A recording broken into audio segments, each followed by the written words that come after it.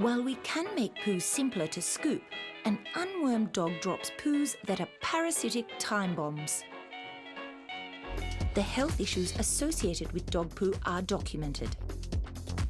A 6-year study by the Center for Disease Control found that of 20,000 American children tested, 12% had caught the worm. Worldwide, infection rates are high.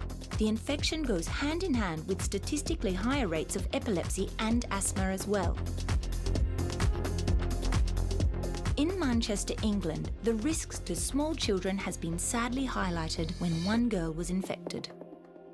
An infection that blinded her. This is Aimee. She's 2 years old. She's a bundle of fun. A little naughty sometimes, aren't you, baby? No. But no, you're not naughty. Can you say hello? Hello. Hello.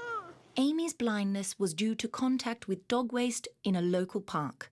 The infection made national news in the UK. They're supposed to clean up after their pet when they're out on the streets or in the local park. It's not just a simple case of good manners, because dog mess can cause serious illnesses, including blindness. Well, with us now is Aimee Langdon, whose 2-year-old daughter, Aimee, was left partially blind after a dog owner failed to pick after their pet. Yes, and she's with us then. You're on the TV too. And with that very nice gentleman next to you is Professor John Lewis, who's an expert on the problem. Good morning. Hello.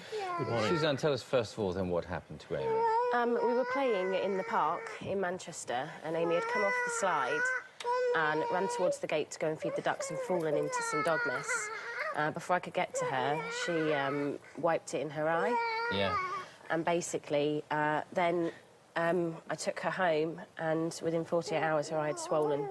It looked like she'd gone 10 rounds with Mike Tyson, basically. Well, I think we've got a picture of the infection, actually.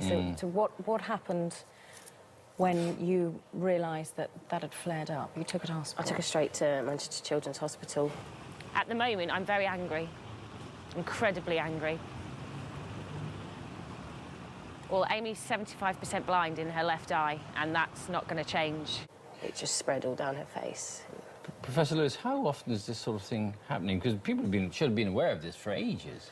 Oh, it's been around for a very long time. In the case of Aimee, what happened there was direct contact between the dog mess and the eye.